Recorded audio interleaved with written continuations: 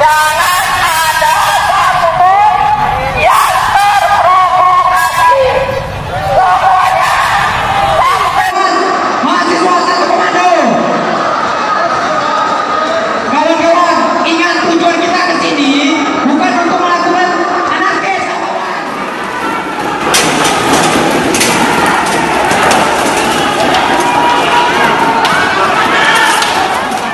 Kawan dari mahasiswa dari mana kawan? Dari Untan. Ada Untan, ini kawan dari Untan. Assalamualaikum warahmatullahi wabarakatuh. Bapak Ibu, saudara-saudara sebangsa setanah air, pagi tadi saya telah memimpin rapat terbatas secara virtual tentang Undang-Undang Cipta Kerja bersama jajaran pemerintah dan para gubernur. Dalam undang-undang tersebut terdapat 11 klaster yang secara umum bertujuan untuk melakukan reformasi struktural dan mempercepat transformasi ekonomi. Adapun klaster tersebut adalah urusan penyederhanaan perizinan, urusan persyaratan investasi, urusan ketenaga kerjaan, urusan pengadaan lahan, urusan kemudahan berusaha, urusan dukungan riset dan inovasi, urusan administrasi pemerintahan, urusan pengenaan sanksi, urusan kemudahan pemberdayaan dan perlindungan UMKM, urusan investasi dan proyek pemerintah, serta urusan kawasan ekonomi. Dalam rapat terbatas tersebut, saya tegaskan mengapa kita membutuhkan Undang-Undang Cipta Kerja. Pertama, setiap tahun ada sekitar 2,9 juta penduduk usia kerja baru, anak muda yang masuk ke pasar kerja, sehingga kebutuhan atas lapangan kerja baru sangat-sangat mendesak. Apalagi di tengah pandemi, terdapat kurang lebih 6,9 juta pengangguran dan 3,5 juta pekerja terdampak pandemi COVID-19. Dan sebanyak 87% dari total penduduk bekerja memiliki tingkat pendidikan setingkat SMA ke bawah, di mana 39% berpendidikan sekolah dasar. Sehingga perlu mendorong penciptaan lapangan kerja baru, khususnya di sektor padat karya.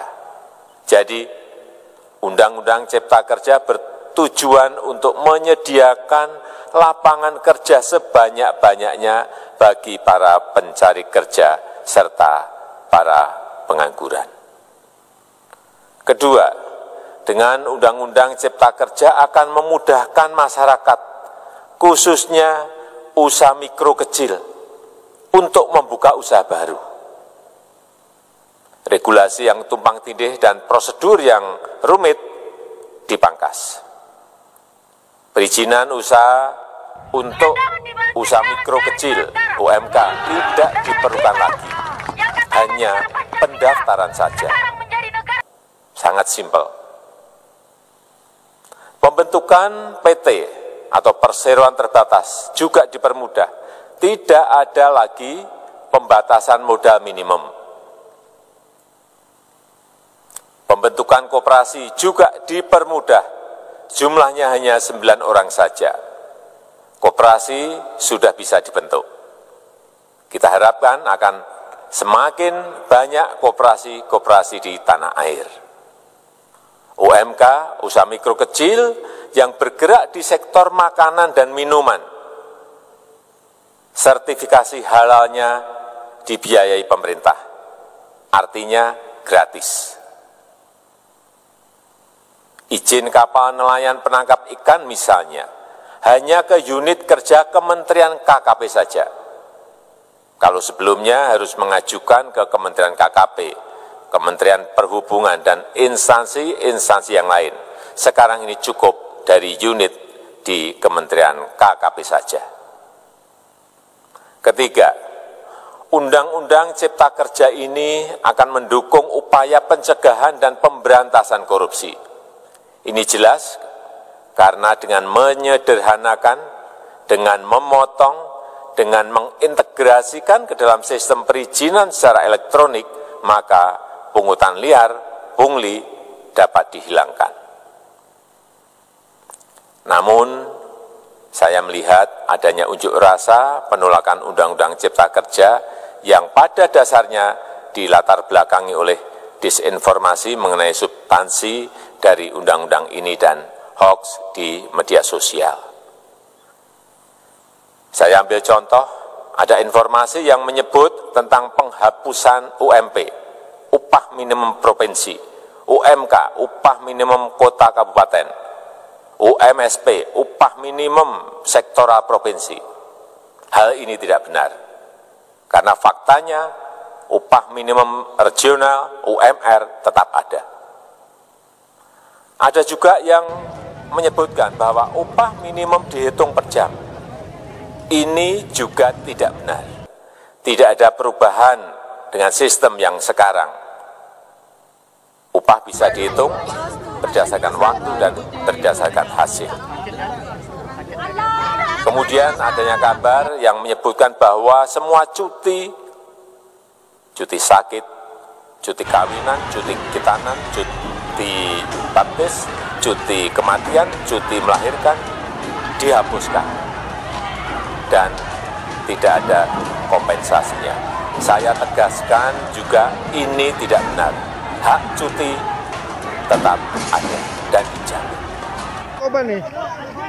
Kemudian apakah perusahaan bisa mem-PHK kapanpun secara sepihak?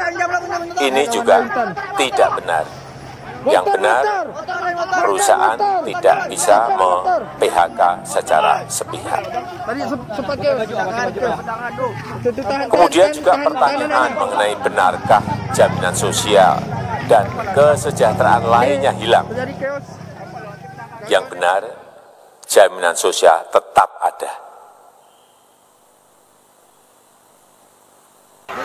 Yang juga sering diberitakan tidak benar adalah mengenai dihapusnya AMDAL, analisis mengenai dampak lingkungan. Itu juga tidak benar. AMDAL tetap ada. Bagi industri besar harus studi AMDAL yang ketat. Tetapi bagi UMKM lebih ditekankan pada pendampingan dan pengawasan.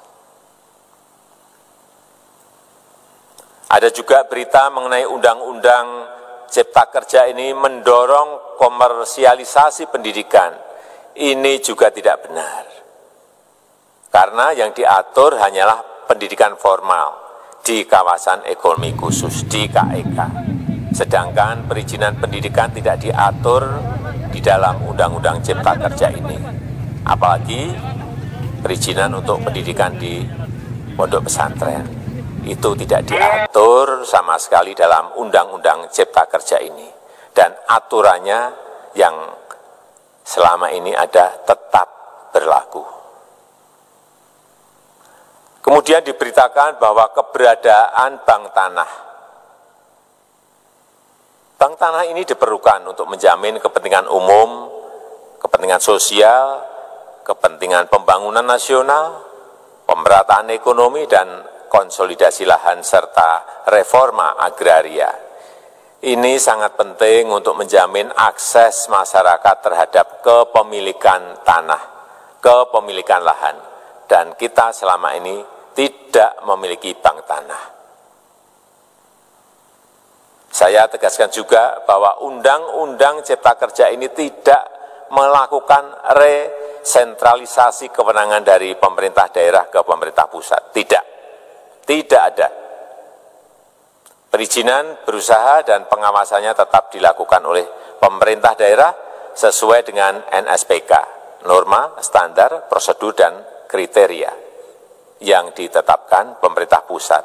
Ini agar dapat tercipta standar pelayanan yang baik di seluruh daerah, dan penetapan NSPK ini dapat nanti akan diatur di dalam PP atau peraturan pemerintah. Selain itu, kewenangan perizinan untuk non-perizinan berusaha tetap ada di Pemda, sehingga tidak ada perubahan. Bahkan kita melakukan penyederhanaan, melakukan standarisasi jenis dan prosedur berusaha di daerah. Dan perizinan berusaha di daerah diberikan batas waktu. Ini yang penting di sini. Jadi ada service level of agreement. Permohonan perizinan dianggap disetujui bila batas waktu telah terlewati. Saya perlu tegaskan pula bahwa Undang-Undang Cipta Kerja ini memerlukan banyak sekali peraturan pemerintah atau PP dan peraturan presiden atau Perpres. Jadi setelah ini akan muncul PP dan Perpres yang akan kita selesaikan paling lambat 3 bulan setelah diundangkan. Kita pemerintah membuka dan mengundang masukan-masukan dari masyarakat dan masih terbuka usulan-usulan dan masukan dari daerah-daerah. Pemerintah berkeyakinan melalui Undang-Undang Cipta Kerja ini jutaan pekerja dapat memperbaiki kehidupannya dan juga penghidupan bagi keluarga mereka. Dan kalau masih ada, jika masih ada ketidakpuasan terhadap Undang-Undang Cipta Kerja ini, silahkan mengajukan uji materi atau judicial review melalui MK, Mahkamah Konstitusi. Sistem ketatanegaraan kita memang mengatakan seperti itu. Jadi, kalau masih ada yang tidak puas dan menolak, silahkan diajukan uji materi ke MK. Saya rasa itu yang bisa saya sampaikan pada kesempatan yang baik ini. Terima kasih. Wassalamualaikum warahmatullahi wabarakatuh.